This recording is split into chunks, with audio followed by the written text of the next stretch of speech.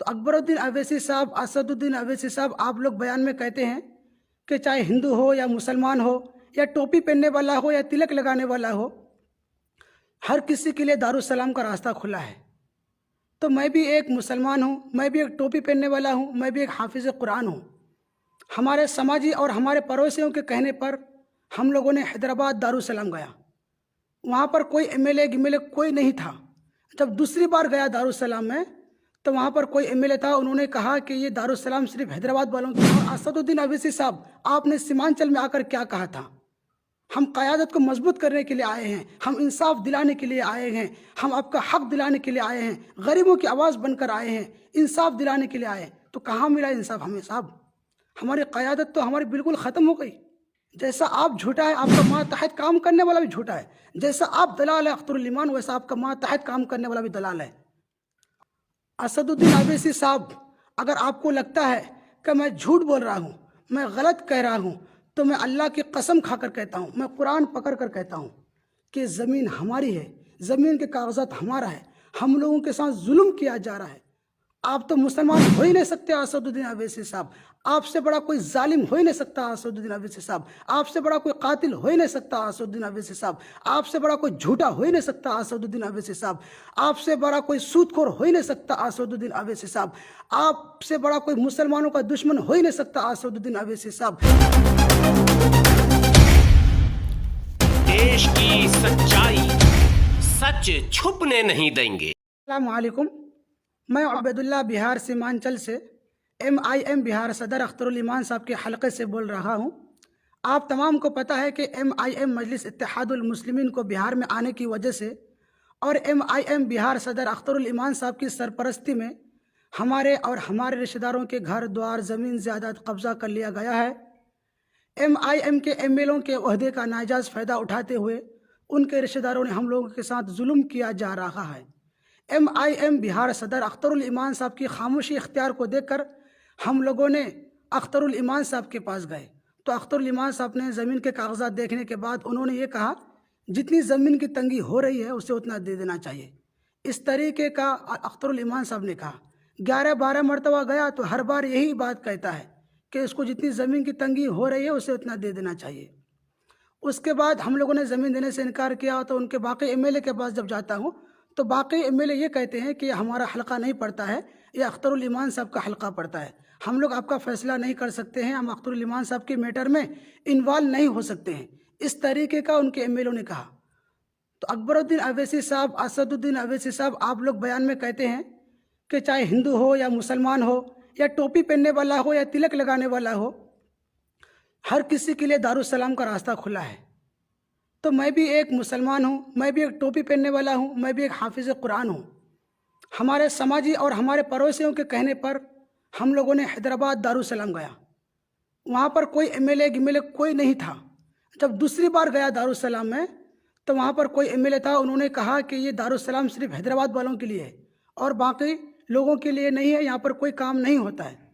اس کے بعد ہم لوگوں نے جب تیسری مرتبہ دارالسلام گیا، آپ کا MLA احمد بلالہ، پاشا قدری، جعفر صاحب، معظم خان، ان لوگوں نے برے باتوں کا استعمال کیا۔ میں سوشل میڈیا میں ابھی بتا نہیں سکتا۔ ہم لوگوں کو باہر نکال دیا۔ اسی وقت بیرسٹر اسد الدین اویسی صاحب آپ کو جب کال کیا تو آپ نے کیا کہا کہ میں کیا آپ کو دارالسلام آنے کے لیے کہا؟ کیوں آپ لوگ دارالسلام آئے یہاں سے چلے جائیے، آپ نے اس طریقے کا کہا۔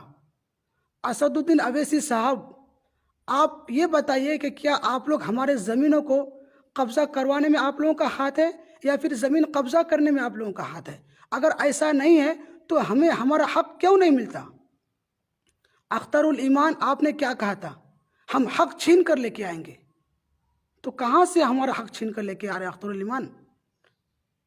آپ کو میں نے کتنے بار بلایا زمین کے تعلق سے، آپ نہیں آ کر اپنے دلالوں کو بھیجے۔ 3 لوگوں کو جب بھیجتے آپ تو اس میں سے 2 دلال کہتا ہے کہ تھوڑا سا ان کو دے دیجئے، باقی آپ لوگ رکھ لیجئے۔ جیسا آپ جھوٹا ہے، آپ کا ماتحت کام کرنے والا بھی جھوٹا ہے۔ جیسا آپ دلال ہے اختر الایمان، ویسا آپ کا ماتحت کام کرنے والا بھی دلال ہے۔ اور اسد الدین اویسی صاحب، آپ نے سیمانچل میں آ کر کیا کہا تھا؟ ہم قیادت کو مضبوط کرنے کے لیے آئے ہیں، ہم انصاف دلانے کے لیے آئے ہیں، ہم آپ کا حق دلانے کے لیے آئے ہیں، غریبوں کی آواز بن کر آئے ہیں، انصاف دلانے کے لیے آئے ہیں۔ تو کہاں ملا انصاف ہمیں صاحب؟ ہماری قیادت تو ہماری بالکل ختم ہو گئی۔ حق ملنے کی بجائے آپ تو حق چھین کے لے کے جا رہے ہیں، غریبوں کی آواز بننے کی بجائے آپ تو ظالموں کی آواز بن کے جا رہے ہیں۔ اسد الدین اویسی صاحب 14-15 سال میں حیدرآباد میں رہا، جب سے میں حیدرآباد میں رہتا ہوں، جب سے آپ کی پارٹی کو میں سپورٹ کرتا ہوں، بہار الیکشن کے موقع پر میں نے اپنے 3 مدارس کے بچوں کا ان کی والد والدہ سے بات کر کے آپ کی پارٹی کو میں نے ووٹ ڈالنے لگایا، اپنے رشتہ داروں کو جمع کر کے 275 لوگوں کا لسٹ بنا کر کے اختر الایمان کو ووٹ ڈالنے لگایا۔ اس کے باوجود ہمارے ساتھ ظلم، ہمارے زمینوں کو قبضہ، ہمارے گھر داروں کو قبضہ۔ اسد الدین اویسی صاحب، اگر آپ کو لگتا ہے کہ میں جھوٹ بول رہا ہوں، میں غلط کہہ رہا ہوں، تو میں اللہ کی قسم کھا کر کہتا ہوں، میں قرآن پکڑ کر کہتا ہوں کہ زمین ہماری ہے، زمین کے کاغذات ہمارا ہے، ہم لوگوں کے ساتھ ظلم کیا جا رہا ہے۔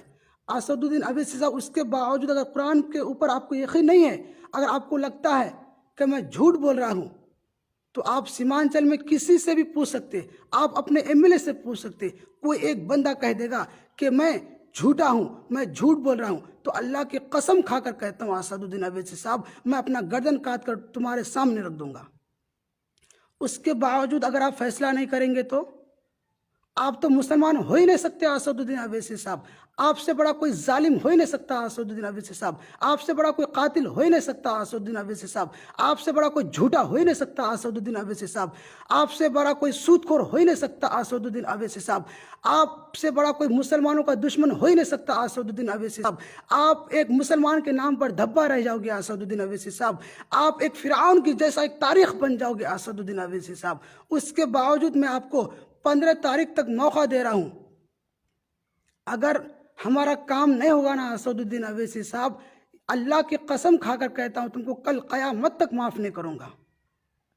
لوگ کہتے ہیں نا کہ ایک بہاری سب پر بھاری، یہ بات یاد رکھنا اسد الدین اویسی صاحب، آپ سیمانچل میں آؤ گے نا اسد الدین اویسی صاحب، ووٹ مانگنے کے لیے آؤ گے نا، تو MIM بہار صدر اختر الایمان کے لیے جوتوں کا ہار لگا کر رکھوں گا، اور آپ کے لیے بھی جوتوں کا ہار لگا کر رکھوں گا اگر مجھے میرا حق نہیں ملے گا تو۔ اگر MIM کے کسی بھی چیلے چپاٹے کو لگتا ہے، یا کسی پیٹ ورکرز کو لگتا ہے، یا ان کے پیچھے تھالیاں بجانے والے کو لگتا ہے کہ میں MIM کو بدنام کرنے کی کوشش کر رہا ہوں، میرے زمین کے کاغذات غلط ہے، میں جھوٹ بول رہا ہوں، تو تمہارے باپ سے جا کر پوچھو کہ میں جھوٹ بول رہا ہوں یا میں سچ بول رہا ہوں۔ بالخصوص میں حیدرآباد کی پریس میڈیا سے اپیل کرتا ہوں کہ میرے اس ویڈیو کو اسد الدین اویسی صاحب تک پہنچائے۔ واقعی میں اگر آپ سچائی کا ساتھ دینا چاہتے ہو، اگر واقعی میں حق کو قائم و دائم رکھنا چاہتے ہو، تو آپ لوگوں کا میں تہہ دل سے شکر گزار رہوں گا۔ السلام علیکم۔